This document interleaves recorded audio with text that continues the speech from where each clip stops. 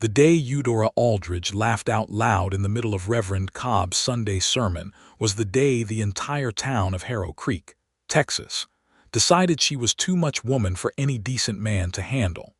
It was the spring of 1878, and the Red River country was still raw and wild as an unbroken colt, the kind of land that swallowed quiet people whole and forgot them entirely. Harrow Creek sat at the edge of that land like a dare, a clutch of weathered buildings, a water trough that never quite stayed full, and enough dusty pride to fill a canyon. The town had opinions about everything, but it had the sharpest opinions about women, and specifically about what made a woman worth keeping. Eudora Aldridge, 23 years old and built like she intended to take up exactly as much space as God had given her, did not fit those opinions even a little. She was not reckless. That was the thing nobody ever understood about her, and the thing that frustrated her most deeply. She was simply alive in a way that seemed to startle people. The way a sudden wind startles you when you've grown too used to stillness. She laughed from her whole chest. She had opinions. She did not soften before she shared them. She could haggle at the general store, calm a spooked horse, and recite from memory every article she'd ever clipped from the Galveston Daily News, all with the same cheerful certainty that life was meant to be engaged with, not merely endured. Her father, Cyrus Aldridge, had been the man who'd encouraged all of this. He'd been a reader, a talker, a man who believed the world was better when you paid attention to it. He died the previous winter of a fever that came on fast and left no room for goodbyes.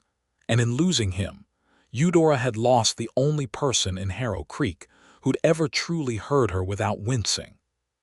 Now she ran his small freight operation, 2 wagons, 3 horses, and a mule named Constitution, with her cousin Hattie helping with the accounts, and 2 hired men who were capable enough but not exactly inspired. It was a respectable business, and it put money in her pocket and bread on her table, but Harrow Creek did not think it was proper work for a woman alone. Harrow Creek thought she ought to find a husband, settle herself, and perhaps speak a bit more softly while she was at it. The Sunday of the sermon incident had begun with good intentions. Eudora had sat in the 3rd pew from the front and had genuinely meant to listen to Reverend Cobb's lengthy meditation on the virtues of meekness. But the Reverend had illustrated his point by describing a particular songbird, a meadowlark, he said, whose quiet trill was the sound of true feminine grace. And at that precise moment, a real meadowlark outside the open window had let out an extraordinarily loud and demanding string of notes, as if personally offended by the comparison. Eudora had laughed. She had tried not to.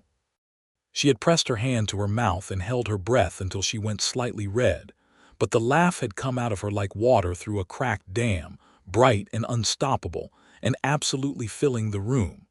The Reverend had stopped speaking. Half the congregation had turned to look at her. Mrs. Delphine Prout, who sat in the pew directly behind Eudora, had made a sound like a hen discovering a snake in her nesting box. After services on the steps of the church, Eudora had heard Mrs. Prout say to Mrs. Clara Whitmore, in a voice pitched just loud enough to travel, "That woman will never find a husband. She is simply too loud for a proper wife. No man wants a woman who drowns him out in his own house." Eudora had squared her shoulders and walked back to her wagon without responding, which was itself a minor miracle of restraint. She'd driven the 2 miles back to the Aldridge freight yard and spent the afternoon oiling the wagon wheels and telling herself she did not care what Delphine Prout thought about her volume. She cared a little, not because she wanted to change.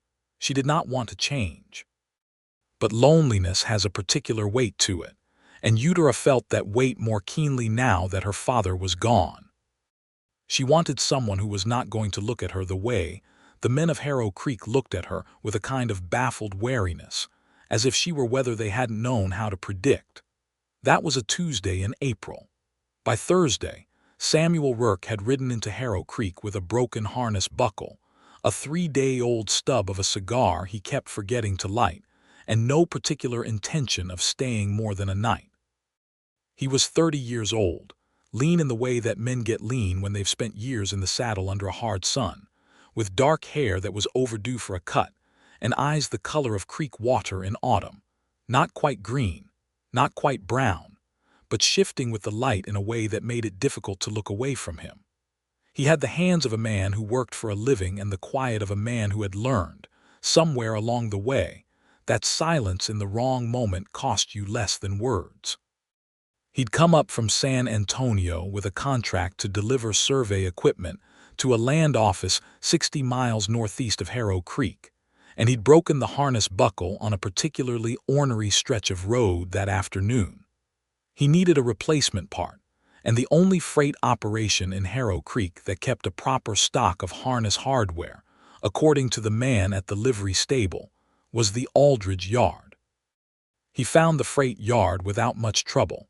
It was easy enough to spot, being the most organized-looking operation on the north end of town, with the wagons lined up clean and the horses in a well-maintained corral, and a board over the gate with ALDRIDGE freight painted on it in bold, competent letters.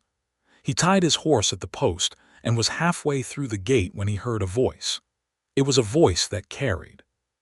Not in an unpleasant way, that was his first thought, and he held on to it because it surprised him.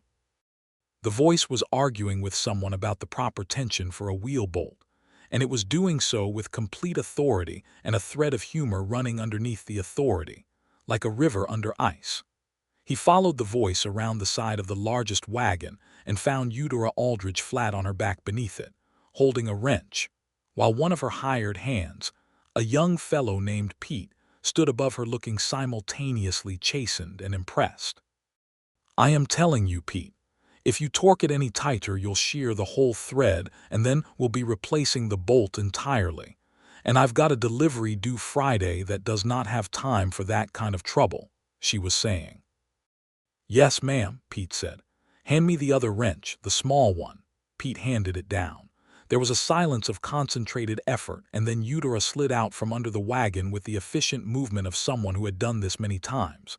She sat up, pushed a loose strand of dark chestnut hair off her forehead with the back of her wrist, and looked at Samuel with the direct, undefended gaze of a person who has absolutely nothing to prove.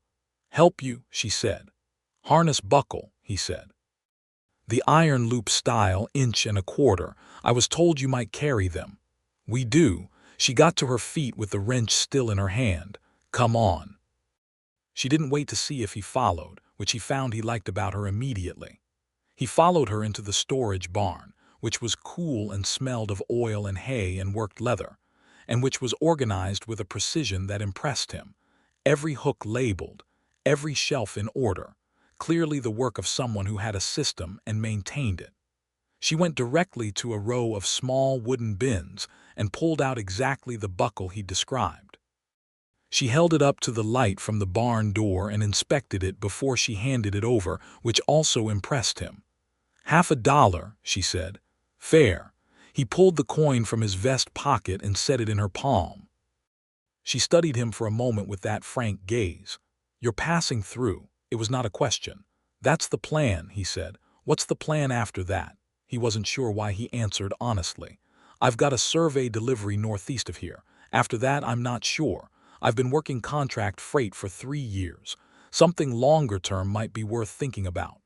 She nodded slowly, as if this were useful information she was filing away. "My father used to say a man without roots is just a tumbleweed with ambitions." "He sounds like a smart man." Something moved across her face, grief, briefly visible, then settled. "He was. He passed in December. I'm sorry for your loss." "Thank you." She looked at the buckle in his hand. "That'll hold better if you heat it slightly before you attach it. Softens the metal just enough to seat cleanly. Cold iron has a tendency to crack under road stress." He looked at her. "I didn't know that." "Most people don't." She did not say it with superiority. She said it like someone who simply enjoyed sharing useful information. "There's a small forge at the livery. Tell Walt you're fixing harness hardware. He won't charge you for the use of it." "I appreciate that." He turned the buckle over in his hand. "I'm Samuel Rourke, Eudora Aldridge." She extended her hand with the same directness she'd done everything else. He shook it, and her grip was firm, and her eyes were a deep, clear amber that he did not expect. And he stood there in the doorway of a freight barn in a small Texas town on a Thursday afternoon in April and felt, for the first time in a very long time, as if something was beginning. He stayed the night at the boarding house on 2nd Street. The next morning, he discovered that the road northeast of Harrow Creek had flooded out at the Brazos tributary crossing following the recent spring rains and was impassable for a loaded wagon. The land office sent a rider with a message asking him to wait a week for the water to recede. A week. Samuel Rourke, who had not stayed anywhere for more than 3 days in 3 years, stood in the street in front of the boarding house with the rider's message in his hand and thought about the freight yard on the north end of town. He went back there that morning. He told himself it was because Eudora Aldridge was the most practical source of local information about road conditions. He told himself he needed to ask about alternate routes. Both of these things were true, but they were not the complete truth, and he was honest enough with himself to recognize the rest of it, that her voice had stayed with him through the night the way music stays, faintly, long after the source has gone quiet. She was in the yard when he arrived, harnessing a horse with the focused efficiency he was already beginning to recognize as characteristic of her. She glanced up and did not seem surprised to see him. "Road's out," she said. "Brazos crossing. They want me to wait a week. That crossing floods every spring. You'd know that if you knew the country." She pulled a strap through a ring and checked the tension. "What are you going to do with a week?" "I was hoping you might need temporary help," he said. "I'm experienced with freight. I can drive, I can load, I can do minor repairs. I work honest for fair wage."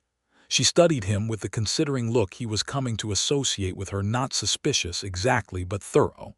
"You're not trying to take anything over?" He raised an eyebrow. "Ma'am, I've had men offer to help before," she said plainly. "Help that somehow turned into them deciding they knew my business better than I did and that I ought to step aside. I'm telling you up front so we don't have a misunderstanding later. I've got no interest in your business," he said. "Only in earning an honest week's wages. You give the orders, I follow them." The ghost of a smile crossed her face. "That's a very sensible attitude. I'm a fairly sensible person. You're carrying a cigar stub you haven't lit in the 2 conversations I've seen you have," she observed.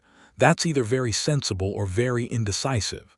He looked down at the stub in his shirt pocket, slightly startled. "It's a habit I'm trying to break." "How's it going?" "Slowly."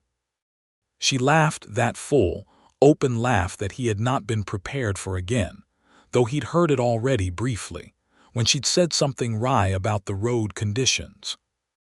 It was the laugh of someone who found genuine delight in the world, and in the context of Harrow Creek, which seemed to find genuine delight in very little, it was as startling and welcome as water. "Come back at 6 tomorrow morning," she said. "I'll pay you $1.50 a day. You drive the north route with Pete and you load and unload without complaining." "Deal." "Deal," he said. He worked for her for 3 days before the town noticed, and when it noticed, it had opinions. The opinions reached Eudora through her cousin Hattie, who was small and sweet-tempered and brought bad news the way a person brings a sick cat. Gently, at arm's length, with an expression of deep apology. Hattie came to the freight yard on the 3rd afternoon, ostensibly to go over the accounts, and spent 20 minutes in the small office saying oblique things before Eudora pressed her directly. "What is it, Hattie? Just say it plain." "Mrs. Prude is telling people," Hattie said, looking at her hands, "that having a young unmarried man working for you alone on the roads is not decent, and that you are deliberately flouting the expectations of the community, and that I'm too loud for a proper wife and now I'm too improper for a decent reputation," Eudora finished. "Is that the shape of it?" Hattie winced. "Approximately."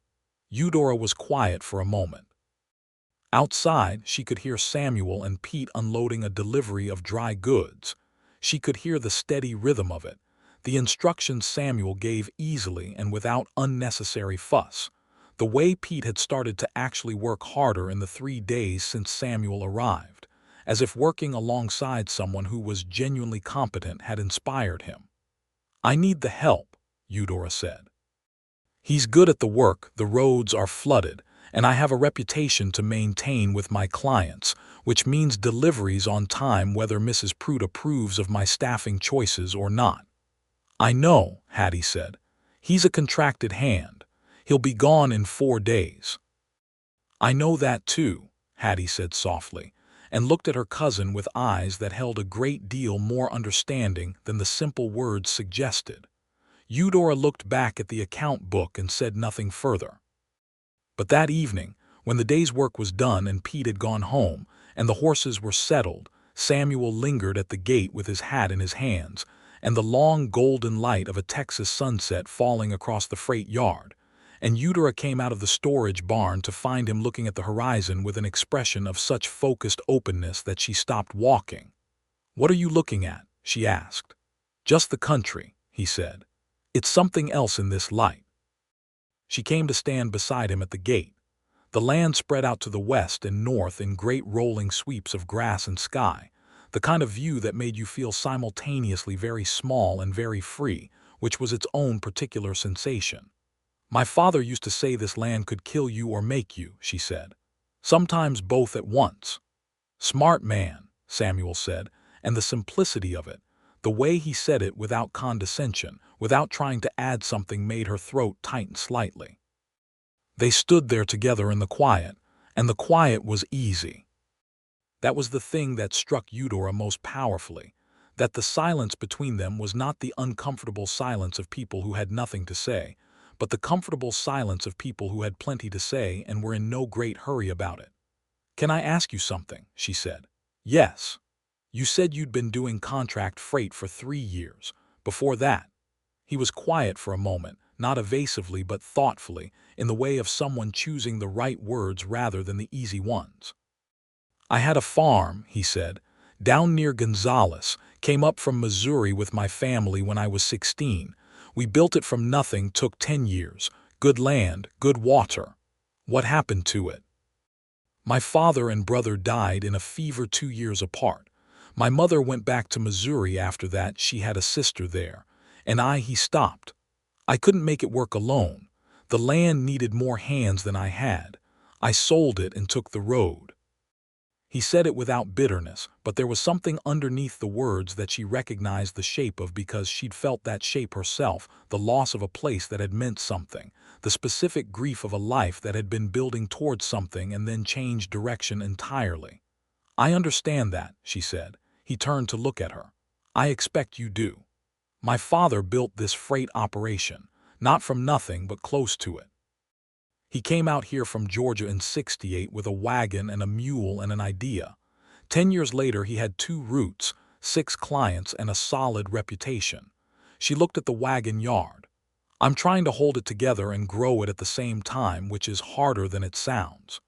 "You're doing it," he said, and said it simply, and meant it, and she felt the truth of it land somewhere in her chest.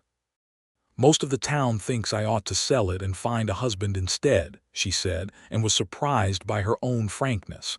She had not meant to say that aloud. "What do you think?" he asked. She looked at him levelly. "I think the town is welcome to its opinions and I'm welcome to ignore them." He smiled at that. It was a slow smile, the kind that builds from the inside and changes the whole quality of a face when it arrives. She had noticed his face before, it would have been difficult not to. He was a visibly attractive man, and she was a woman with eyes in her head, but the smile changed it into something she found herself wanting to keep looking at, which was a problem, or perhaps the beginning of one.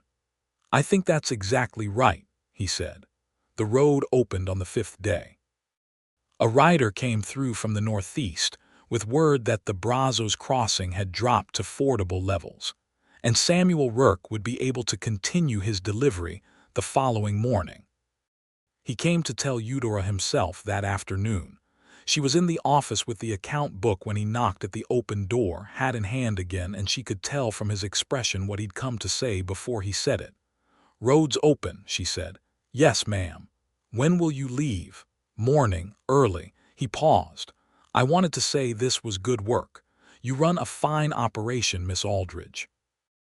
"Eudora," she said, and then wished she hadn't because it sounded presumptuous, and she was not a woman who was usually undone by her own words. But he said, "Eudora," as if trying it out and finding it fit, and then he said, "I'm Samuel." "I know," she said. "I've been calling you Samuel in my head all week." She was immediately very busy with the account book and pointedly did not look at him. There was a pause. "I'd like to write to you," he said, "if that's acceptable. I don't mean anything presumptuous by it. He stopped, started again. "I haven't talked to anyone the way I've talked to you in a long time, possibly ever, and I'm not sure what to do about that except to say it plainly and see what you think." She put down her pen and looked at him. The light was coming through the single window of the office and falling across the desk between them, and she thought that she had spent her whole life in this town being told she was too much of something, too loud, too opinionated, too unladylike in her work and her manner, and that in 5 days this man had not once looked at her with that particular wariness. "I'd like that," she said. "The letters." He nodded once, and there was something in his expression that she couldn't fully read but wanted to, a cautious kind of hope, she thought. The hope of someone who had learned to be careful with it. He left the next morning before she'd finished her coffee. She heard the hoofbeats of his horse going past the freight yard and tried not to go to the window, and then went to the window anyway, and watched the dust from his passing settle back onto the road with the patient resignation of the land itself. The first letter came 3 weeks later, from the land office town northeast of Harrow Creek, a place called Caldwell's Crossing. It was 2 pages in a clear, careful hand, and it told her about the survey job, the long flat miles of grassland he'd crossed, a creek that had given them trouble, an argument with the land office agent that he'd resolved by pointing out the man was reading his own documents wrong. It told her about the food at the boarding house in Caldwell's Crossing, which was good except for the coffee, which was terrible. It asked about the freight routes and about Constitution the mule, to whom he'd taken what he described as a cautious professional respect. It was a friendly letter. It was a careful letter. It was also, unmistakably, the letter of a man who was thinking about her a great deal and finding indirect ways to demonstrate it. She wrote back 10 pages. She wrote about a difficult client she'd finally satisfied after 3 weeks of renegotiated rates.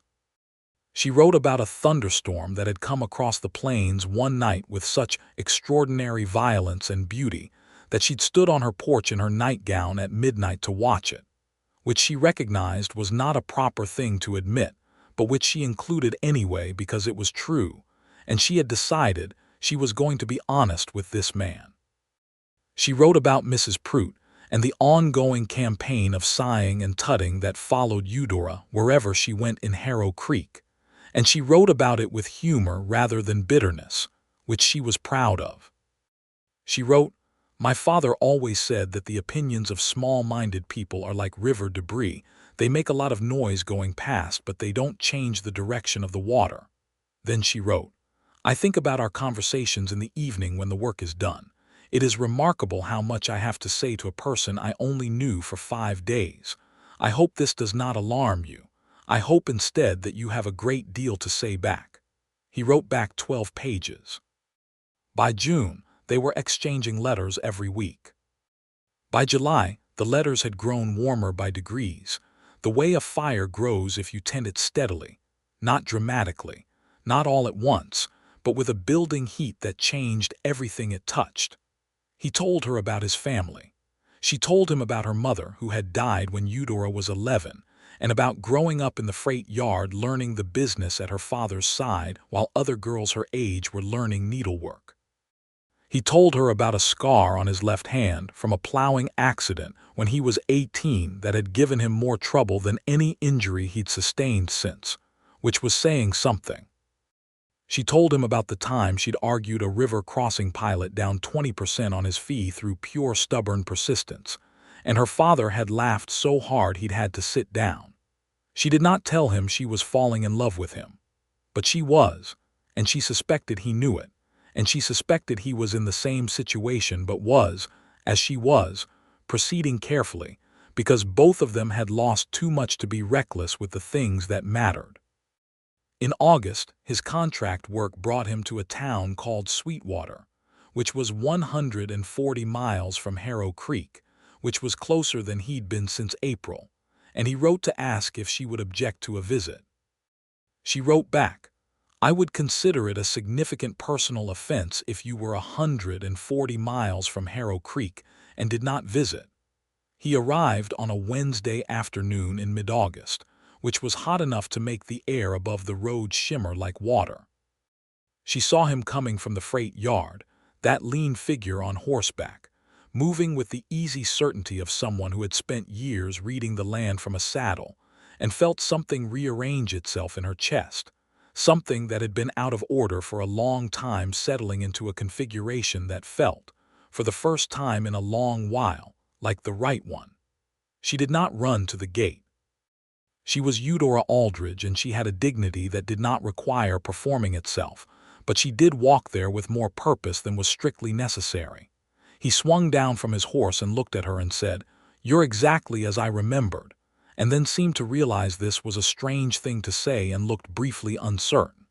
"Is that good or bad?" she asked. "Extremely good," he said, with the directness that she had come to expect from him and which she loved.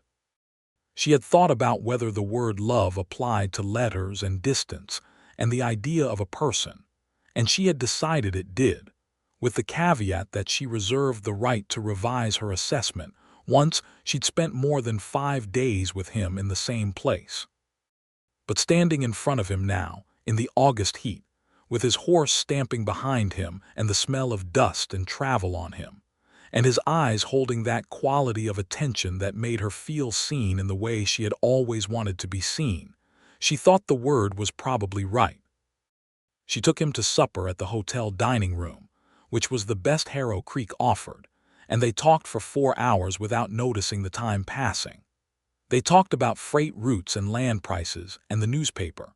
She'd been following reports of the Lincoln County troubles in New Mexico Territory, which had a particular interest for anyone in the freight business, since instability in one territory tended to send shockwaves across the whole region in terms of trade and road safety.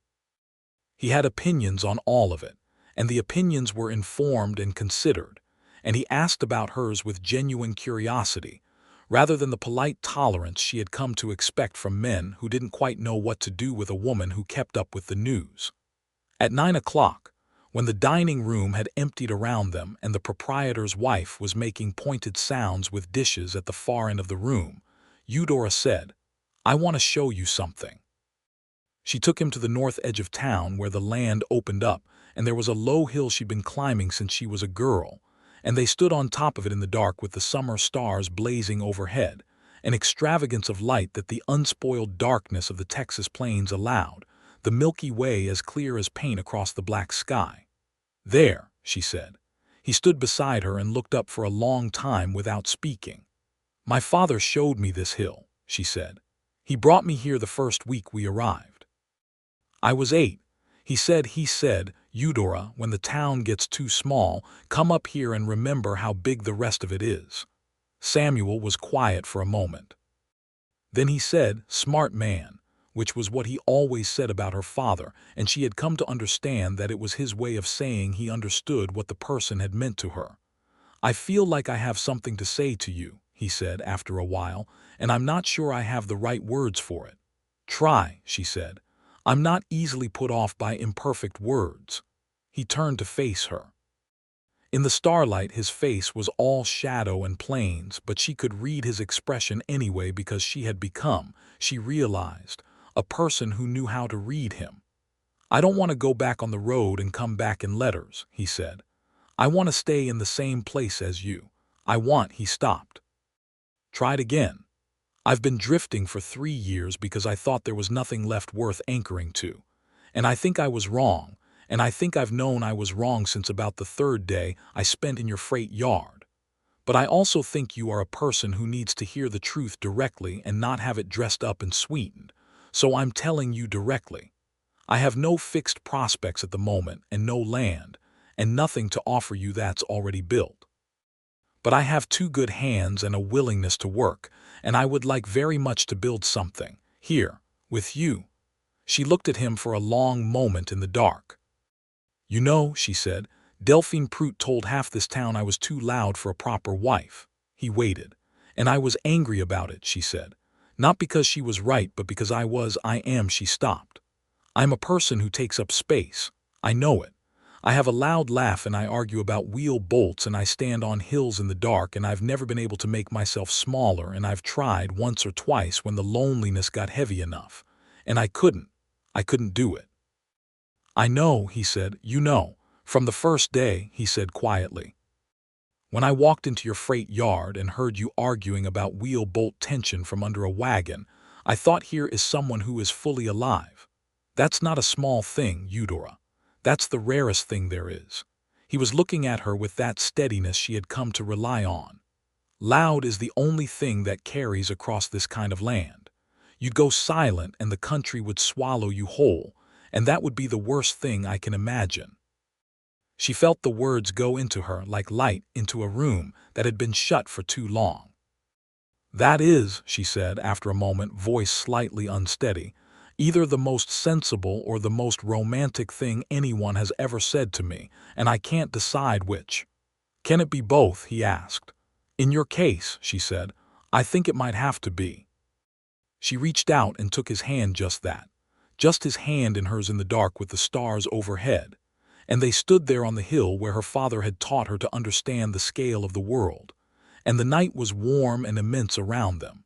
And she thought that perhaps the country that had shaped her, this loud, wide, demanding land, had also, eventually, sent her the right person to stand in it beside her. He stayed in Harrow Creek. He took a room at the boarding house and he went to work at the freight yard not as a contractor, but as a proper hired foreman, which was a title Eudora created on the spot when she introduced him to a client and needed something to put to his name. He accepted the title with the equanimity he brought to most things. The town talked. The town always talked.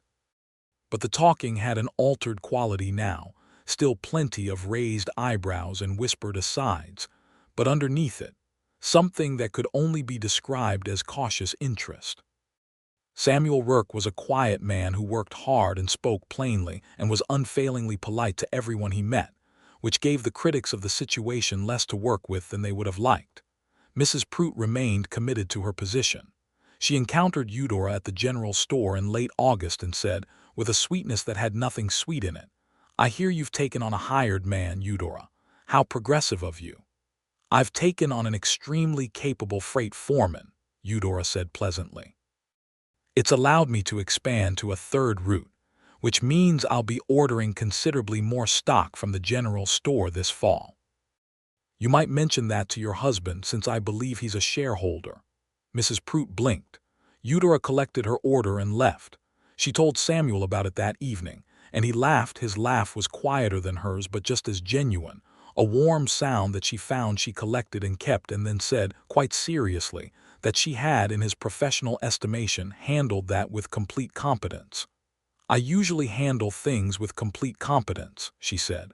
"I know," he said. "It's one of my favorite things about you." September came, and with it a contract she'd been working toward for months. A supply agreement with a mining operation 40 miles west that would double the freight yard's revenue if she could handle the volume. She'd been cautious about it because of the increased workload. With Samuel's help, the numbers worked. She signed the contract and came back to the freight yard and found Samuel and Pete and their new second driver, a young man named Anselmo who'd come from San Antonio with excellent references and a quiet steadiness that Eudora liked immediately, all 3 of them replacing a wheel on the oldest wagon. She climbed up on the fence of the corral and said, loudly enough to carry across the yard, "We got the contract." All 3 of them looked up. "The mining contract," Samuel said. "The mining contract." Pete let out a whoop. Anselmo smiled broadly. Samuel looked at her across the yard with an expression that contained a great deal more than simple pleasure at good business news, and she felt it from 30 feet away like warmth. That evening he walked her home. She lived in the small house attached to the freight yard that her father had built, and they stood on her porch in the September dusk, with the cooling air carrying the smell of dry grass and turning season. "I want to ask you something," he said. "You can ask me anything," she said. "I mean," he stopped, set his jaw slightly in the way he did when he was choosing words carefully. "I've been here a month, and I know a month is not very long, and I know the proper thing is probably to wait longer and proceed more formally," but he paused again. "I don't want to proceed formally. I want to be honest with you, and the honest thing is that I know what I want, and I'm fairly sure you know what you want, and I would rather ask the question and hear the answer, whatever it is, than wait." She looked at him. The last of the evening light was on his face. She thought about the girl she'd been, the girl who'd been told to be quieter, smaller, less, and about her father's hill with its view of the enormous sky, and about the letters she'd kept in a box on her writing desk, and about the way this man had said loud is the only thing that carries across this kind of land, as if her fullness were not a defect to be corrected but a quality of the land itself. "Ask the question, Samuel," she said. He took a breath. "Will you marry me?" She did not wait. She did not perform uncertainty she didn't feel. She said, "Yes," and the word was full and clear and unhesitating, and she meant it with everything she had. He reached out and cupped her face in both his hands, those workman's hands, careful and warm, and kissed her, and she kissed him back with the same fullness she brought to everything. And on the porch of the small house on the edge of the freight yard, in a town that had spent considerable effort informing her she was too much, she felt for the first time in a very long time like she was exactly the right amount. They were married in October, on a clear bright day with a sky so blue it hurt to look at it. The ceremony was at the church. Reverend Cobb officiated, which he did with reasonable grace, though he did look slightly unnerved by the directness of Eudora's responses, and it was small but full of warmth. Hattie stood beside Eudora and cried the happy kind of tears with complete unself-consciousness, which Eudora thought was very proper and correct. Pete and Anselmo and the other hands came in their Sunday clothes. Walt from the livery came, and the couple from the hotel dining room who had been so patient with them in August, and a handful of others who had decided that Eudora Aldridge, whatever her faults of volume, was someone they respected. Even Mrs. Pruitt appeared at the back of the church, which Eudora chose to regard as an olive branch rather than surveillance, and which Samuel, beside her, privately suspected was a bit of both. When Reverend Cobb pronounced them man and wife, Eudora kissed Samuel rather more enthusiastically than was strictly conventional, and from the pews behind her someone, she was never entirely sure who, let out a laugh, and then several people were laughing, and it was that warm, unguarded kind of group laughter that only happens when everyone in a room is genuinely happy, and Eudora Aldridge, now Eudora Rourke, though she kept Aldridge in the business name because it was her father's name, and that mattered, thought it was just about the finest sound she'd ever heard. The first winter of their marriage was a working one. The mining contract held up through the cold months, which was a relief, because January had brought hard freezes that made the roads treacherous and had them checking wheel hardware every morning and keeping the horses blanketed and close. Samuel proved himself in those months to be exactly what she'd believed him to be, not just capable and hardworking, which she'd seen in his first week, but genuinely steady in the moments when steadiness mattered most. When a delivery went wrong in February, one of the wheels on the second wagon cracking on a frozen rut, spilling a load of equipment and injuring Pete's wrist in the process, Samuel organized the situation calmly and efficiently, got Pete seen to, salvaged the load, and had them back on schedule within 2 days, all without losing his equilibrium or wasting time assigning blame. She watched him work in those moments and thought about what it meant to find your equal. Not someone who was the same as you, they were not the same. She was heat and forward motion, he was weight and steadiness, and they worked the way a good harnessing works, each pulling in the same direction from their own strength. But equal, that was the word. She had not known she was looking for her equal because she had not been sure one existed. By March, Pete's wrist had healed and they had hired a second woman, a widow named Josephine Carr, who came in 3 days a week to handle billing and correspondence. A capable and practical woman in her mid-40s who took one look at the freight operation and declared it the most sensibly run business she'd encountered in 10 years of keeping accounts for various Harrow Creek enterprises. Josephine and Eudora developed a warm professional friendship that was rooted in mutual competence and a shared view of the general foolishness of a world that expected women to play small. In April, exactly 1 year after Samuel had first ridden into Harrow Creek with a broken harness buckle and no intention of staying, Eudora discovered she was expecting a child. She sat with this knowledge for 2 days before telling Samuel, not because she was uncertain about his response, but because she wanted to understand her own feelings before she spoke them. She felt happy. That was the primary thing. She felt happy in a way that sat deep and solid rather than skipping on the surface, and she felt something that she could only describe as complete, not in the sense that she needed the baby to complete her, but in the sense that the life she was building had room in it for this new thing, and the room was there because the foundation was sound. She told him on a Sunday morning, over coffee at the kitchen table. She said it plainly, as she said all important things. "I'm expecting.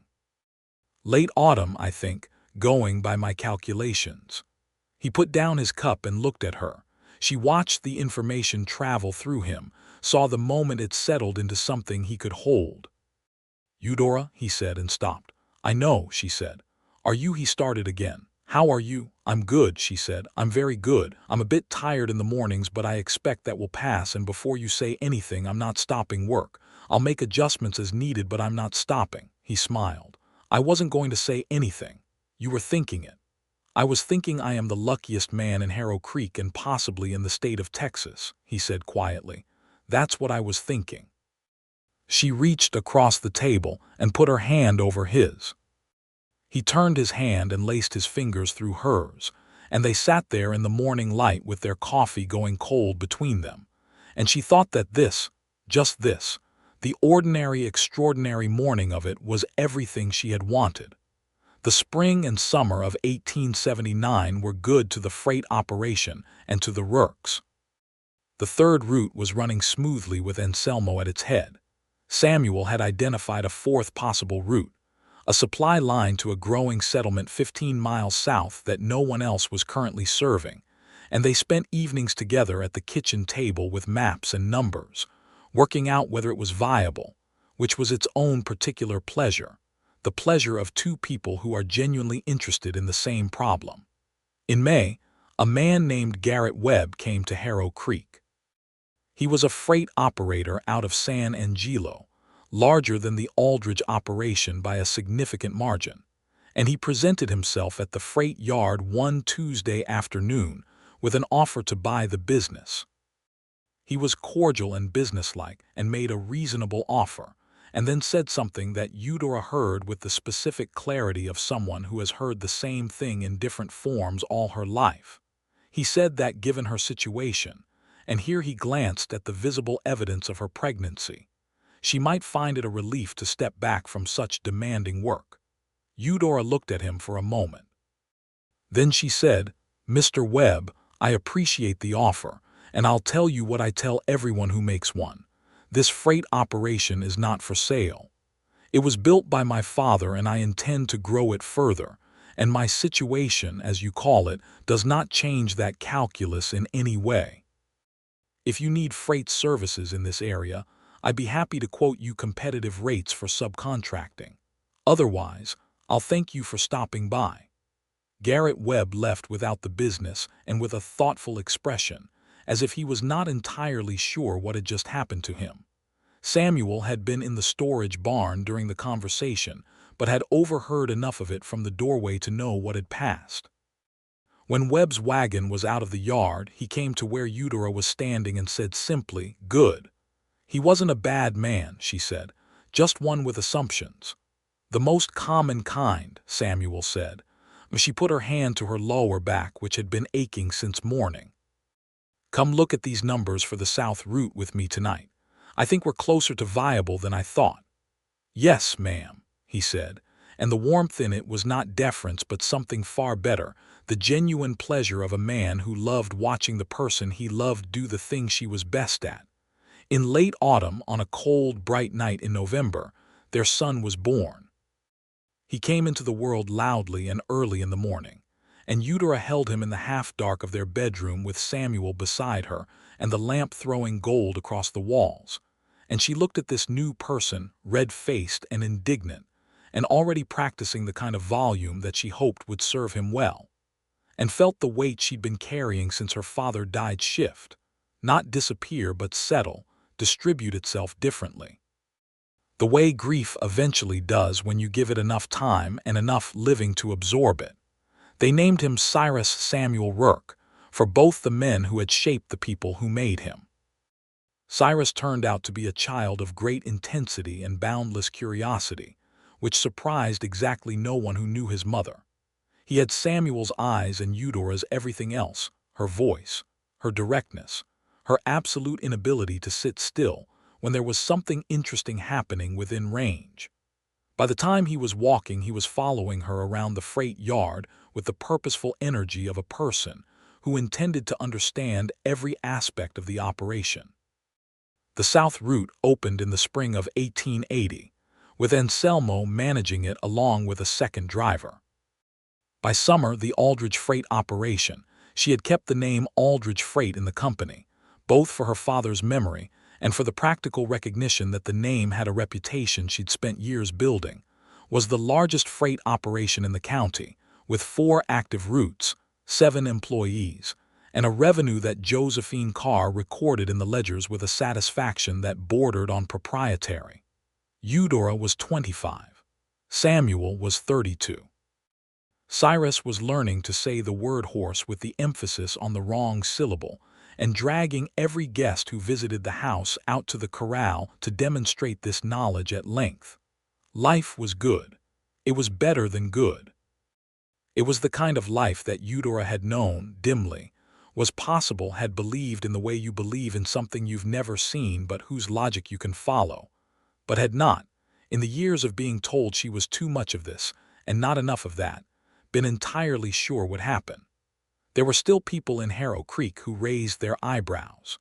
There were still moments when the town's opinion of what was proper reasserted itself in someone's remark or someone's tone. But Eudora had discovered something she would not have predicted. That happiness, real and solid happiness, creates its own kind of armor. Not the armor of not caring, she was still a person who felt things fully and knew it, but the armor of having enough that the small diminishments can't reach what matters. And Samuel was there. That was the thing she came back to, again and again, in those years of building, the plain fact of him, the way he moved through her world not as someone who'd annexed it or someone who stood politely to the side of it, but as someone who'd become part of its foundation. He knew the roots as well as she did. He could look at a ledger page and see the patterns. He fixed things, not just equipment, but the harder things, the frictions between people, the misunderstandings that could sour a working relationship, the moments when a client's frustration needed a different kind of handling than the one she was inclined to give it.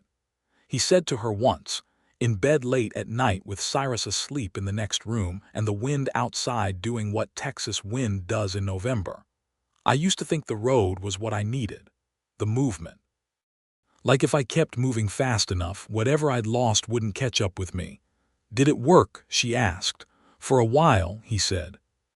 "And then I walked into your freight yard and heard you arguing about a wheel bolt, and I thought, oh, there it is. There's the thing I was going to stay in place for." She was quiet for a moment. Outside, the wind moved across the plains, that deep and searching sound of air over enormous distances. "I'm glad you broke that harness buckle," she said. He laughed. She felt it through the warmth of him beside her. "Worst piece of iron I ever bought," he said, "and the best investment I ever made." In the summer of 1881, they had a second child, a girl they named Clara, for the open clarity of the word, and because Eudora had always loved the name. Clara came into the world with the same volume as her brother and a different temperament, entirely more watchful, more deliberate, inclined to study a thing for a long time before acting on it, which was her father's quality in a new form.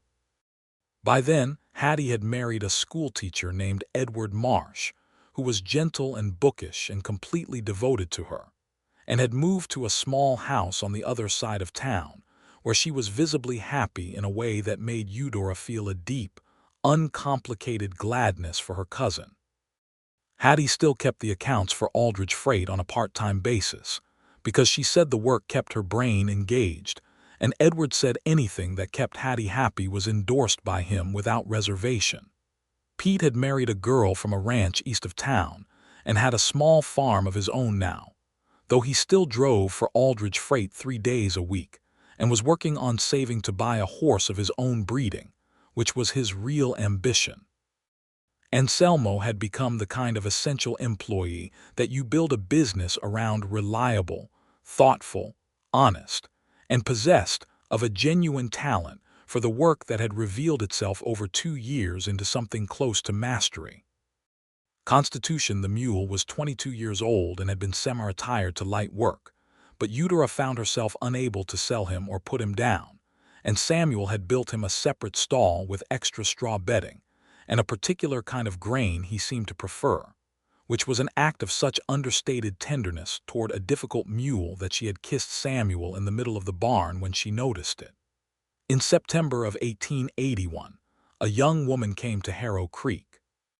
She arrived on the stage from Dallas, dressed in city clothes that were already showing the dust of 3 days of travel, carrying a carpet bag and a letter of introduction that she presented to the post office, because the post office was the most official-looking building she could find. The postmaster, confused, sent her to the hotel, and the hotel sent her to Eudora. Her name was Nora Jasper. She was 21, slight and dark-eyed and nervous with the particular nervousness of someone who has done something brave and is not yet sure it was wise. The letter she carried was from a cousin in Dallas who had written to tell her that Harrow Creek was a growing town with opportunities, which was a charitable description but not entirely wrong. She had come west because her situation in Dallas, working in her uncle's household as unpaid domestic labor after her parents' deaths, had become untenable, and she had decided that an uncertain future was preferable to a certain diminishment. Eudora recognized that calculation immediately and with great warmth. She hired Nora the same afternoon, first to help Josephine with the billing and correspondence, and then, as it became clear that Nora had a quickness with numbers that Josephine herself admired, to take on a larger portion of the accounts management.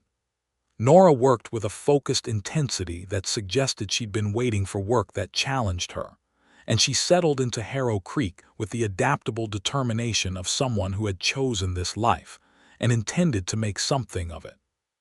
She was also, Eudora noticed, not uninterested in Anselmo, and Anselmo was not uninterested in her, and the freight yard had a particular quality of restrained awareness about it whenever they were in the same space, which Eudora observed with the fond recognition of someone who remembered very well what it felt like to be in that state.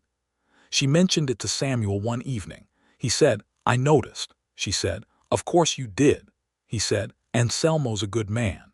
She said, "She's a good woman." They looked at each other with the shared understanding of people who know exactly what the other is thinking, and left it there, because it was not their story to tell. But by the spring of 1882, Anselmo had asked Nora to walk with him on a Sunday, and by the summer he'd asked her to marry him, and she had said yes with the same uncalculating directness that Eudora had always found the most honest and the most brave kind of yes there was. They married in October, quietly in the church, with Eudora and Samuel and the rest of the freight yard family as witnesses, and it was the kind of wedding that felt like a continuation of something rather than a beginning, because the work of becoming had already been done. The spring of 1883 was eventful by any measure. The railroad was coming closer. The Texas and Pacific had been expanding its routes through the region, and there was talk that a new spur line might come through Sweetwater and redirect freight patterns significantly. This was a matter of considerable professional interest and some anxiety, because railroad expansion had killed smaller freight operations across the territory. Eudora spent a great deal of February and March studying maps and talking to everyone she could find who had direct knowledge of how the railroad had affected freight in other regions, and she came to a conclusion that was both strategic and characteristically her own, that the railroad was not competition but opportunity, if you positioned correctly. Rail could move goods fast and far, but it couldn't handle the last 40 or 50 miles to settlements that weren't on the line. That was wagon country. That was Aldridge freight country. She put together a proposal for a coordinated arrangement with the railroad agent, essentially Aldridge Freight as the distribution partner for goods arriving by rail at the nearest depot, serving the offline settlements in the region. It was the kind of proposal that required confidence to present and clarity to argue, and Eudora presented it to the railroad agent, a man named Hicks who came through Harrow Creek in April, with both. Samuel came with her to the meeting, not to speak for her, but because she'd asked him to come and because 2 pairs of eyes see more than one, and also because she liked having him nearby when something important was happening. He sat beside her at the table in the hotel dining room where they'd eaten together for the first time, and let her do the talking, and watched Hicks's expressions with the quiet attention of someone reading a book you can't see. Hicks was skeptical. Hicks had the particular skepticism of a man who has not previously encountered a woman presenting a freight partnership proposal, and it showed in the set of his shoulders, and the way he directed occasional comments past Eudora toward Samuel, as if looking for the actual authority in the room. Samuel let each of those deflected comments sit without picking them up, and after the third one he said pleasantly, "Mrs. Rourke is the operator and the authority here. I'm the foreman. You want to direct your questions to her." Hicks looked at Samuel. He looked at Eudora. Something recalibrated in his expression. And then he read the proposal again, properly this time, and Eudora watched him read it and watched the moment when the actual numbers and the actual logic reached him, passed the assumptions and took hold. She got the arrangement. It was not everything she'd proposed. Hicks negotiated terms back on 2 points, which was his job, but the core of it held, and by June there was a formal agreement in place that would make Aldridge Freight the distribution partner for railway goods arriving at the Sweetwater Depot for the 6-county region it could reach. The night the agreement was finalized, she and Samuel sat on the porch of their house with Cyrus asleep inside and Clara asleep in her cradle, and the summer stars doing their extravagant work above the Texas plains. And Eudora felt the fullness of things so acutely that she had to put her coffee cup down and simply breathe through it. "Papa would have liked this," she said. Samuel was quiet a moment. "I think he would have loved it," he said, "and I think he'd have said you did it, not him, that you took what he built and made it into something bigger than he imagined." She felt the words settle. She did not argue with them. "I had help," she said. "You built the help," he said. "You chose the people. You made the place where the help was possible." She looked at him in the dark. He was 40 years old next month, still lean, still steady, the hair a bit more silver at the temples than when she'd first seen him, which she found she loved without qualification. "I'm very glad you walked into my freight yard," she said. "I'm very glad I broke that harness buckle," he said. She laughed, and it went out into the night the way it always did, full and unguarded and carrying, the way everything she was carried, because she was made for the open land and the open land was made for her. In 1884, Cyrus Rourke started school. He went with the focused determination of someone who had been waiting for this particular opportunity, and came home every day with questions that kept Eudora at the dinner table 20 minutes past clearing time while she answered them. Samuel listened to these exchanges with a warmth in his face that he'd stopped being self-conscious about sometime in their 2nd year of marriage. Clara, at 3, was learning to write her name with a concentration that involved her tongue and both hands. Josephine Carr had taken on a young nephew to assist her with the accounts, which freed Nora to work more directly with route planning, for which she had a considerable aptitude that Eudora had been pleased to discover. Anselmo and Nora had a daughter that spring, a bright, serious child they named Rosa, and the freight yard had taken on the quality of a community within a community, the kind of place where people did good work because they were trusted with it and treated fairly.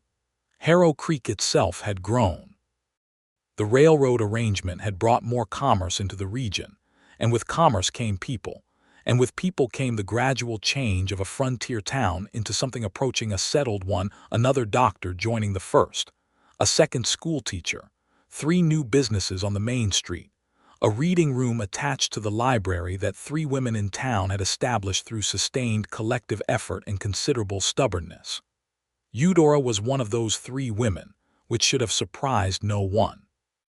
The reading room opened in the fall of 1884, and at the opening, Reverend Cobb gave a brief address about the importance of education and the progress of the community.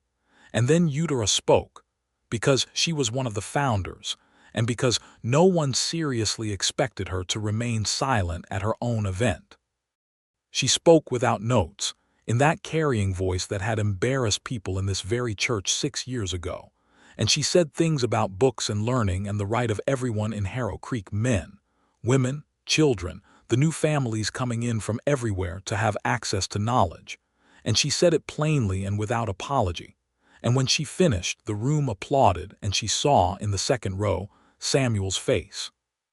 He was looking at her with an expression she had come to know well over 6 years, that particular quality of attention that was not the attention of someone watching a performance, but of someone watching a person they love be fully themselves, and loving what they see. It was the look that made her feel, every time she caught it, that the world was correctly arranged. After the event, when people were drinking coffee and examining the shelves and Cyrus was trying to pull books down to show his father, Delphine Prout came to stand beside Eudora in that way she had, the way that suggested she had something to say that she had rehearsed. "That was a very fine speech," Mrs. Prout said. Eudora looked at her. She was older now, they all were, and something in her expression had shifted from the certainty of a woman who knows how the world should be ordered to something more ambivalent, more searching. "Thank you, Delphine," Eudora said. "I meant what I said," Mrs. Prout said. "I know we have not always," she stopped, started again with effort. "The reading room is a fine thing, and you made it happen." "3 of us made it happen," Eudora said. "But thank you." "Your father would have been proud," Mrs. Prout said, and then looked slightly surprised at herself for saying it, and then composed herself and went to find the coffee. Eudora watched her go. Samuel appeared at her elbow with Cyrus riding on his arm, one small hand fisted in his father's collar. "What was that?" Samuel said quietly. "Progress," Eudora said. In 1885 they celebrated 7 years since Samuel had first ridden into Harrow Creek. They didn't make a production of it. Eudora was not someone who needed productions. But on an evening in late April, the anniversary of his arrival, she told him what day it was, and he said, "I remember." And she believed him because he was the kind of man who remembered the days that mattered, and this one mattered. They were sitting on the porch again. Cyrus was 6 now, doing his schoolwork at the kitchen table inside. Clara was 4 and had fallen asleep in Samuel's lap 20 minutes earlier with her head against his chest, and her fist curled under her chin, and he was holding her with that easy, careful tenderness that still, after all these years, moved Eudora in a way she felt no need to conceal. Constitution the mule was still alive, which everyone considered something between a miracle and a statement of intent. He was 27 years old and had no interest in dying, and the hands had taken to treating him as the senior member of the operation, which he appeared to receive as no more than his due. "I've been thinking about something," Eudora said. "Tell me," Samuel said. "Expansion," she looked at him. "Not more routes. I think we've reached the right size for routes. But there's a partnership possible with the Caldwell's Crossing Depot that could make us the primary distributor for an even larger region. It would mean a second office, someone to manage it. He considered this. Clara shifted slightly in his sleep and settled, and he adjusted without looking down, instinctive. "Anselmo," he said. "That's exactly what I thought," she said. "He and Nora know the Northeast routes better than anyone, if they were willing." "They'd be willing," he said. "They've been looking for something like this, I think, something to build that's theirs. It would still be connected to Aldridge Freight," she said, "but their branch, their name on it if they want." He was quiet for a moment. "Your father would have done exactly this," he said. "He'd have looked for the next good person and handed them a branch of what he built." She felt that settle into her. "I think so too." "You're very like him," Samuel said, "in the ways that matter most." She looked at the land to the west, the plains going dark under the evening sky, the great width of it that never got smaller no matter how much she looked at it. She thought about the 8-year-old girl her father had brought to this country and shown the hill and told the story about how big the world was. And she thought about the 23-year-old woman who had laughed in church and been too loud and kept going anyway. And she thought about the woman she was now 30 years old, business owner, wife, mother, founder of a reading room, person who still stood on the North Hill sometimes to look at the stars and feel the scale of things. She thought, all of it was the same person. All of it was continuous, and the land had not swallowed her. She had not gone quiet. She had carried, as she had always carried, loud and clear and across whatever distance was required. "I love you," she said to Samuel, not as something requiring a response, but as a fact she wanted to say in the open air in this particular evening, for no reason except that it was true and the truth was worth saying. "I love you," he said back, with the same simplicity, and Clara slept in his arms, and the last of the daylight went slow and golden across the Texas sky, and the land held them the way the land holds everything, not gently, exactly, but solidly, with a permanence that asks you to be as real as it is. Anselmo and Nora said yes. The partnership was arranged through the summer of 1885, with the Caldwells Crossing office opening in early fall. They named it Riva's Freight, after Anselmo's family name, with Aldridge Freight marked as the senior partner on the letterhead. Nora managed the accounts and the office correspondence with the thoroughness that had always characterized her work, and Anselmo managed the routes with the quiet mastery that had grown from 2 years of driving to nearly 7 years of running the most complex routes in the operation. The first week of October, Eudora and Samuel made the 2-day trip to Caldwell's Crossing to see the office and the new arrangements, and to eat dinner with Anselmo and Nora in their new house, which was small and organized, and full of Rose's drawings tacked to the walls and the smell of good food. Sitting at their table that evening, Eudora thought of the letter Samuel had written her from this very town 8 years ago. The letter about the bad coffee and the resolved argument with the land office agent, and she looked at him across Anselmo and Nora's dinner table and knew that he was thinking of it too, because of the particular way he was smiling. After dinner, they walked in the cool October air of Caldwell's Crossing, just the two of them, down a street quieter than Harrow Creek's and under a sky that was the same sky they always looked at. "Full circle," she said. "Something like that," he said. She took his hand. He held it the way he always held it, not loosely, not gripping, but settled, certain, as if it were a thing meant to be held. "Next year," she said, "I think we should take the children north for a week, show Cyrus the bigger country. He's been reading about the territory reports and asking questions I can't fully answer without seeing more of it." "That's a good idea," he said. "I have those sometimes," she said. He laughed. "Frequently," he said. "You have them frequently." "Only when I'm paying attention," she said, "which is most of the time." "I know," he said, and said it the way he always said the things he meant, simply, directly, without decoration, because she had no use for decoration, and he had known that since the very beginning, since the freight barn and the harness buckle and the afternoon light, since the moment she'd shaken his hand and looked at him with those amber eyes and made him feel that something was starting. He had been right.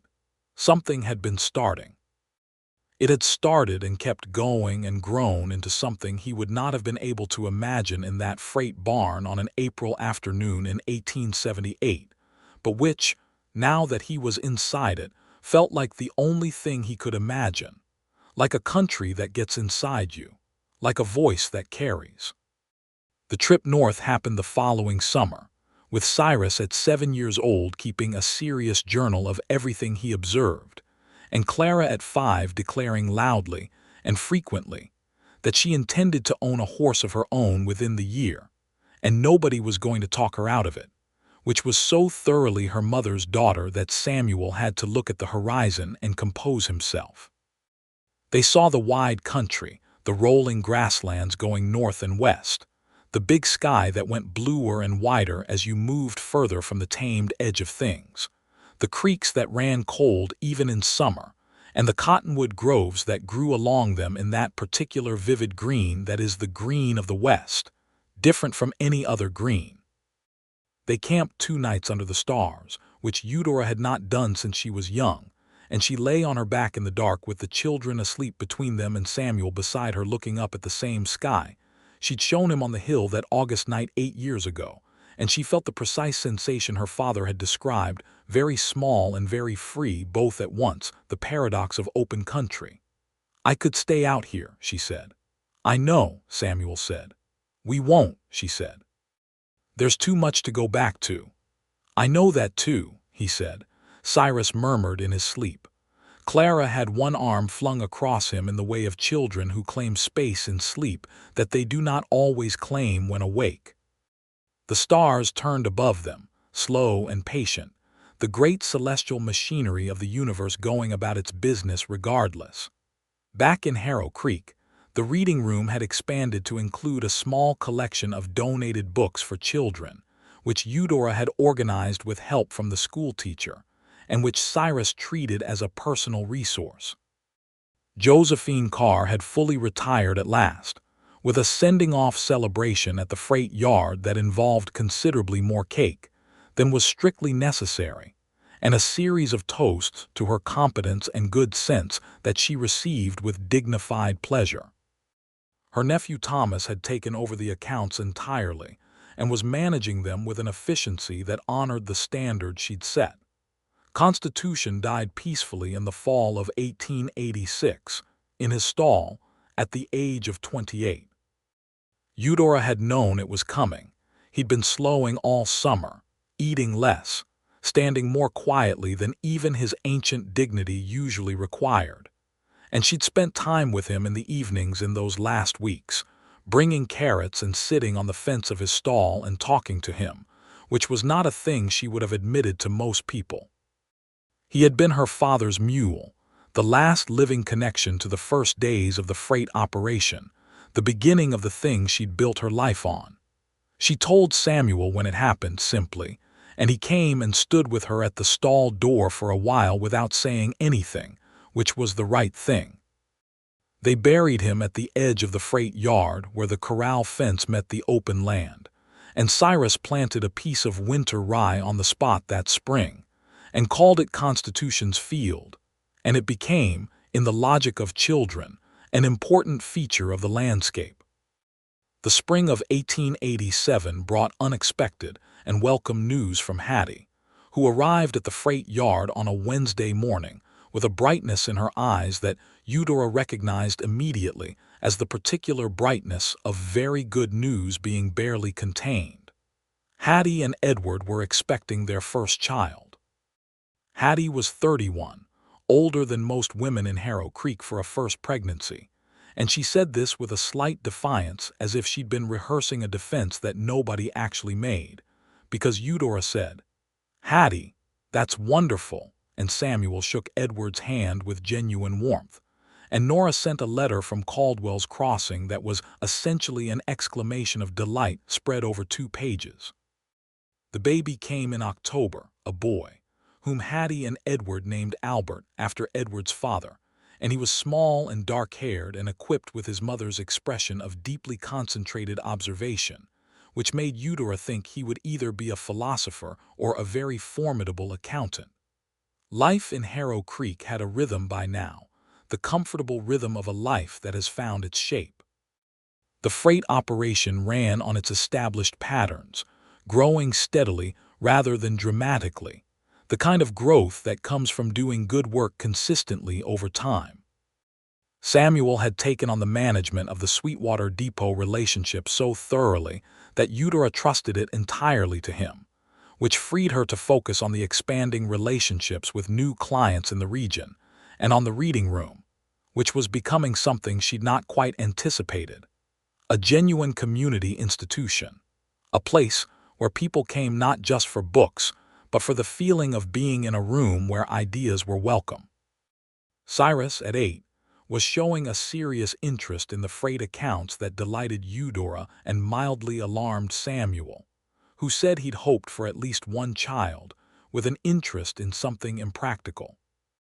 Clara, at 7, had obtained her horse a gray mare named Patience, which she'd chosen herself from a rancher's sale with the evaluating eye of a person who knew exactly what she was looking for. And Samuel had looked at his daughter standing in that paddock with her hands on her hips studying horses, and had been so completely undone by her resemblance to her mother that he'd had to step back and look at the sky for a moment. In 1888, on a spring evening, Eudora sat on the porch with the account book in her lap and the kind of peace around her that comes from a life built the right way, not handed to you, not taken from someone, but built, with hands and mind and stubborn, persistent effort over 10 years of mornings and evenings and all the middle parts. Samuel came out with 2 cups of coffee and sat beside her and looked at what she was working on. "Good numbers," he said. "Very good numbers," she said. "I want to talk to you about something. Tell me." "Cyrus is interested in the business," she said. "He's been asking about the accounts, about the routes. Good questions, the right questions." "I know," Samuel said. "I've been answering some of them. I want to start teaching him properly," she said. "Not just letting him watch, but actually teaching, the way my father taught me." He was quiet for a moment. "How do you want to approach it?" "He comes with me on rounds when school permits. He sits with Thomas on the accounts. When he's older," she stopped, thought. "I don't want to push him. If he decides he wants something different, I'll support that entirely. But if he wants this, then he should learn it from the best person there is to learn it from," Samuel said. She looked at him. "You," he said simply. She was quiet for a moment, feeling the word land. "I want to do it the way my father did it," she said at last. "He never pushed. He just opened the door, and I walked through it because I wanted to." "Then do it that way," Samuel said. He reached across and put his hand over hers on the cover of the account book, warm and steady, and she turned her hand and held his, and they sat together in the easy companionship of people who have built something real together and know its weight and its worth. The next morning she took Cyrus with her on the early run to the Sweetwater Depot, and on the way she began to explain the logic of freight routes, the factors you weigh, the things that change a road from viable to not viable, the way you read a client's needs, and the way you build a reputation that makes clients trust you with more. She explained it the way her father had explained things to her, clearly, without condescension, with the underlying message that this was interesting, and she thought he was capable of understanding it, both of which turned out to be true. He asked good questions the whole way. She answered every one. On the way back in the afternoon light with the plains running golden to the west, he said, "Mama, did great-grandpa Cyrus know you would keep the business?" She thought about this. "He believed I could," she said. "I'm not sure he knew I would. I'm not sure I knew. Sometimes you don't know what you're capable of until you have to be." He thought about this seriously, the way he thought about everything. "Is that why he named it Aldridge Freight? So you'd know it was yours, too?" She felt something catch in her throat. "Yes," she said. "I think that's exactly why."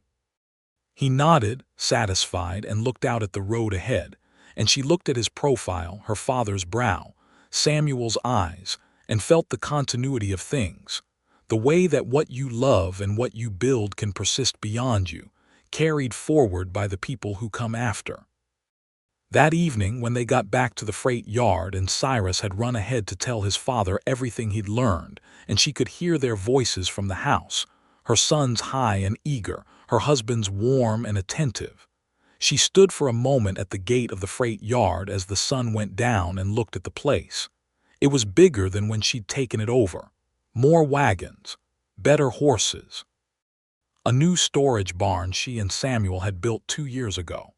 The board over the gate that still said ALDRIDGE freight in those same bold, competent letters, because she'd repainted it herself when it faded, to the same dimensions and the same style, because some things deserved to be exactly as they were.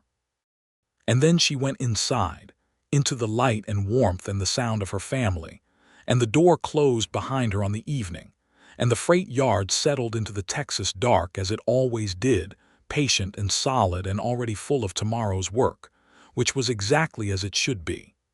There were, in the years that followed, other things, good things and hard things, as life provides. A drought in the early 1890s that tested the freight routes severely and required careful management of resources, which they did together, carefully. A wildfire that came through the South grassland in the summer of '92 and took the southern pasture fence, but nothing more critical, which was a relief they felt for weeks afterward. A neighboring freight operator who tried, briefly, to undercut their rates on the depot contract, and who found, when the dust settled, that Aldridge Freight's reputation for reliability was not something that could be undercut, only earned. And the good things. Cyrus, at 16, driving his first solo route and returning without incident and with every package properly accounted for, which was the moment Eudora knew for certain that the thing her father had given her was going to live past her.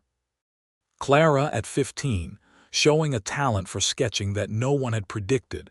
She drew everything, horses and landscapes and people, with a precision and life that made even Samuel, who had no particular opinion about art, stand and look at her drawings for long minutes. They sent away for art instruction books from a Dallas publisher and let her fill the corners of her schoolwork with illustrations that her teacher, rather than discouraging, began to show the other students as examples of observation. Anselmo and Nora had 3 more children after Rosa, 2 boys and another girl, and Riva's Freight had grown to be its own solid operation in the Caldwell's Crossing region, a source of genuine pride for everyone who had watched Anselmo drive his first route in 1879. He and Samuel exchanged letters regularly. When they visited, the warmth between the two families was the warmth of people who have built something together and know what that means.